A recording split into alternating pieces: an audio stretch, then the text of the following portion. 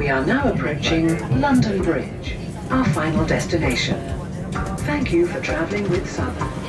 Please remember to take all your belongings with you when you leave the train.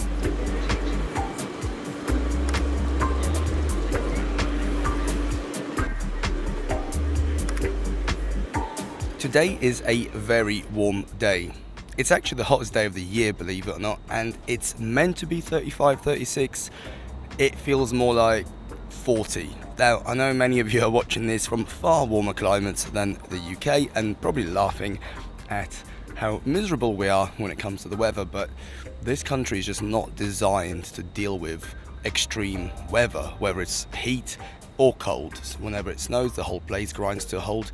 When it's this hot, trains are cancelled, things catch on fire, and people complain. But people complain because it's the UK. We always complain. But yeah. Anyway, even though it is rather warm today, that's no excuse not to shoot. The sun is out, which means it's time to shoot.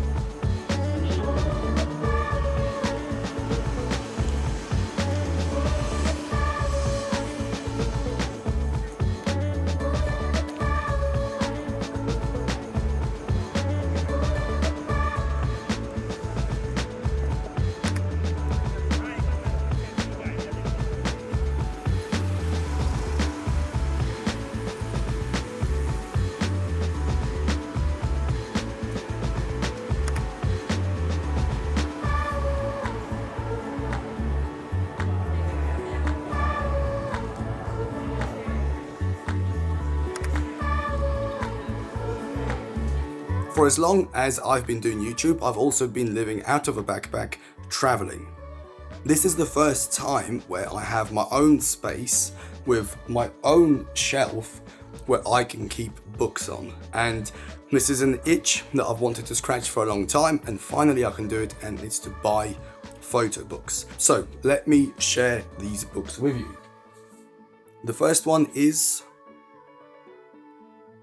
this one by Vivian Mayer. Now, one thing I would say, even though I'm not talking about these books because I haven't really read them, I think I will be doing blogs in the future where I talk about these books in more detail. So once I've read this, I'll most likely write a blog on it and just share my thoughts, so what I've learned, and that kind of stuff. So that's book number one. Book number two, Think Like a Street Photographer by Matt Stewart. I have actually started on this book on the train after I bought it. So far it is very interesting, and it's certainly that does make you think, which is, I guess, the whole point of a book. I've got two Wes Anderson books, that one and that one. I specifically bought them for colour, to learn and to read about colour, especially this approach to colour. I find it very fascinating, and I hope these two books will make me think a little bit differently about colour. I then have, I would say they're a cross between a book and a magazine, but my good friends at the Royal Society. I mean, I think it's a magazine, but it could be a book, and it's full of amazing stories. It's not just about the photography, it's also about the writing. I love writing, I love reading, so this combines photography and writing into one, which for me is really cool. Of course, Martin Parr. This book is essential, and I can't wait to get into it. Next is Liam Wong. So this is his Tokyo Neon Lights book. I've met Liam in Tokyo, super cool guy. Hopefully I get to shoot with him next time I'm there. This is the latest edition, which is The Art of Street Photography. This is by Josh Jack and Sean Tucker. I have not even opened this book yet. I've briefly just had a glance. This is the sort of book that you can't just flick through. There's a lot of reading involved. So this is something that I really want to set some time aside and properly sit down and read. And last but not least is Human Nature by my good friend James Popsis. I have already looked through this book quite a bit, and it's, I mean, if you know James, you know his work. It's all in here, and it's really nice to see his images on paper. When you see his work on Instagram, it looks nice, but it's only when you see it in this form, I think, that you really appreciate the compositions and the kind of the thinking behind the human nature approach. But I'll save that for a blog in the future.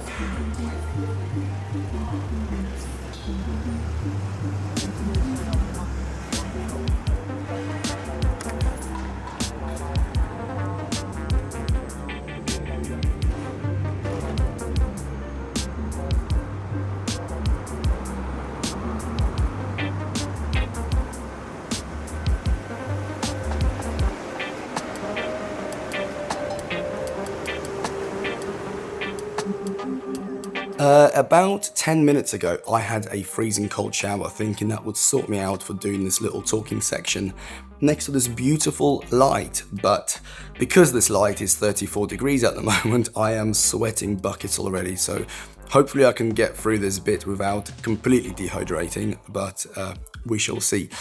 Daily carry, that's what I want to talk about today. I love watching videos where people share what they take out of them for the day, whether it's hiking or traveling or just out in the city. I don't know why I like those videos. I like those videos, and I figured I'll do one for the summer. So this kit that I'm going to share with you is basically everything that's going to be coming with me when I go into London to shoot. A12 is the main camera for both photo and for video. Sweat's gone in my eye. So everything that you see will be coming from this. The lens of choice is the 24-50 Sony. This is the primary lens that I'll be using. There is another lens, but I'll talk about that in a minute. I love this lens because it's reversed, so it starts at 50mm, and as you zoom out or zoom in, however you want to call it, when the lens extends, that's when it goes to 24. On the lens is a filter. It's an ND8 filter, and I use that for video and if I want to do slow shutter speed photography. Moving on to the bag, and it's a Peak Design 4-liter outdoor sling. It's the one in the middle, and interestingly, I replaced the strap, which your neck strap, with a Peak Design camera sling. I find it more comfortable than the strap that comes with it, as well as a lot more secure. Let's talk about the other lens, which is this one right here. It's a Sigma 90mm f2.8. I don't use this lens that often. Most of the time I'm on a 24-50. However, now and again there'll be a situation where I need to punch in, whether it's for an abstract shot, whether it's a long road and I just want to get that compression, or whether I'm just simply far away from my subject. Battery pack, essential these days. A pair of headphones. These are the non-noise cancelling ones, or the ones which don't completely seal your ear, because in London I just don't like to have my ears completely sealed, and also they tend to sweat if you walk a lot. In here there's 2 spare batteries. I think 1 spare battery is enough, but when you're doing a lot of video, especially on the A1, it does drain the battery quite substantially, so it's important. I forgot. Oh my god, I'm sweating again. Thunderbolt 4 cable. The reason I have this with me is because I can use this to connect the camera to my iPhone. And I spent a bit more money to have a 2 terabyte iPhone, which means that if I've been out shooting and I want to back up the footage, I can back it up to the internal SSD of the iPhone, and then I'm comfortable knowing there's a backup of the footage. This thing is a lifesaver. This is a plaster that's specifically designed to help with blisters, to cover blisters. Thankfully these days, my calluses on my feet are so thick from just doing all these steps that I don't get blisters anymore. But now and again, it can creep up, and in the worst possible time. So having this will literally save your day. It saved my day countless times. So I always make sure I have a few of them in my bag for those scenarios. And last but not least is this. It's a notepad and a pen. Anytime I have loads on my mind, whether it's ideas to make videos of my photography or life or just general stuff on my mind, just having a piece of paper and a pen to just empty my mind into it is extremely helpful. I'm quite introspective. There's a lot that goes on in my head. I think a lot. I overthink most of the time. So having this to just empty my head and then reorganize my thoughts and make plans, etc., is extremely helpful. Obviously, this doesn't come with me all the time. It's a little Montbell umbrella. It's a folding travel umbrella. It takes a bit of time to unpack it because it kind of folds twice, but it can easily fit into that bag. So if I'm going out to shoot and there's a chance of rain, I'll just throw that in the bag with me as well. But that's it. That's basically the kit. So if you have any questions about it, please write them down below. Yeah, I don't know. Maybe it was interesting, maybe not. Hopefully it was.